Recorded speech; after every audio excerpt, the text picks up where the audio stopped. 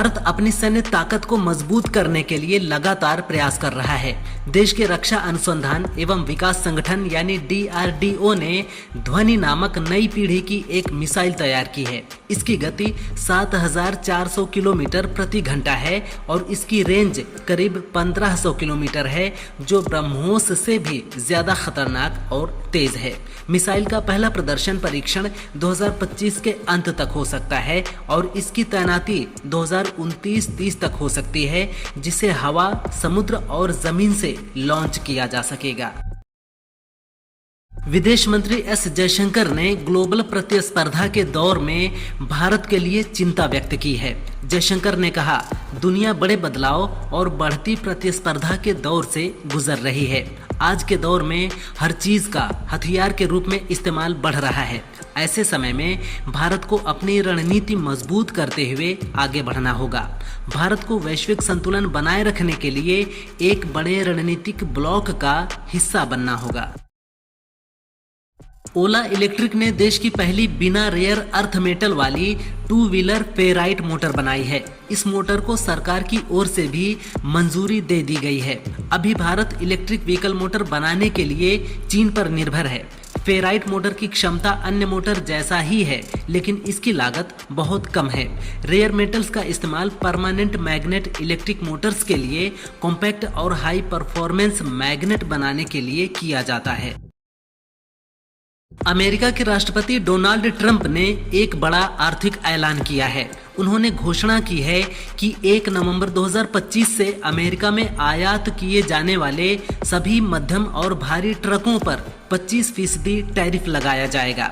ये कदम America first नीति को आगे बढ़ाने के उद्देश्य से उठाया गया है, ताकि विदेशी कंपनियों पर निर्भरता कम की जा सके और घरेलू उत्पादन को बढ़ावा मिले। भारत के मुख्य न्यायाधीश BR गवई पर वकील राजेश किशोर द्वारा जूता फेंकने पर अखिलेश यादव ने लंबी चौड़ी प्रतिक्रिया दी है। उन्होंने एक्स पर लिखा, कुछ लोगों के हाथ में जाकर जो जूता भी अपमानित महसूस करता है। PDA का अपमान करने वाले ऐसे असभ्य अपने दंभ और अहंकार के मारे होते हैं। इनकी प्रभुत्ववादी सोच नफरत को जन्म देती है। ये लोग वर्चस्ववाद की बीमारी से घोर ग्रसित हैं। हम इसलिए कहते हैं PDA का मतलब है पीड़ित, दुखी और अपमानित। बिहार में चुनाव की तारीख के ऐलान के साथ ही IANS मैट्राइज का पहला सर्वे सामने आया है। सर्वे के मुताबिक बिहार में एक बार फिर NDA की सरकार बनने का अनुमान है, जबकि विपक्षी गठबंधन को थोड़ा झटका लग सकता है। कुल 243 सीटों में से NDA को 150 से 160 सीटें मिलने की संभावना है। इंडिया अलायंस के हिस्से में 70 से 85 सीटें आ सकती हैं। दिल्ली पुलिस ने 72 वर्षीय वकील राकेश किशोर को मुख्य न्यायाधीश BR गवई पर हमले के मामले में रिहा कर दिया है, क्योंकि सुप्रीम कोर्ट रजिस्ट्री ने कोई आरोप नहीं लगाया।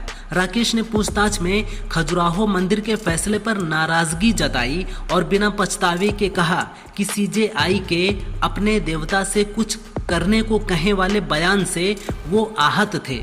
उन्होंने बताया, मैं रात को सो नहीं पाया। भगवान सपने में आकर पूछते थे, इतने अपमान के बाद मैं कैसे सो सकता हूँ। अतीक अहमद के बेटे अली को प्रयागराज के नैनी जेल से झांसी शिफ्ट करने पर जेलर अंजनी कुमार गुप्ता को भय सता रहा है। अंजनी ने दैनिक भास्कर से कहा, प्रमोशन में थोड़ा समय बचा है, वो ठीक से कट जाए, मुझे इस बवाल से दूर ही रखा जाए। इसके चक्कर में मेरा तबादला हुआ था। दरअसल नैनी जेल में अली की बैरक की जिम्मेदारी अंजनी की थी।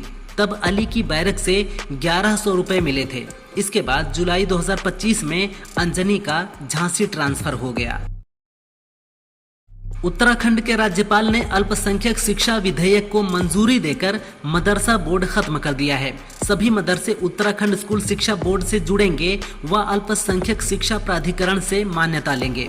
जुलाई 2026 से सभी अल्पसंख्यक स्कूलों में NEP NCF के तहत पढ़ाई होगी। उत्तराखंड देश का पहला राज्य है जहां मदरसा बोर्ड को समाप्त करके अल्पसंख्यक संस्थानों को मुख्य धारा की शिक्षा प्रणाली से जोड़ा जाएगा। मुंबई पुलिस की आर्थिक अपराध शाखा ने एक्ट्रेस शिल्पा शेट्टी से 60 करोड़ रुपए की कथित ठगी के मामले में लगभग 4.5 घंटे पूछताछ की।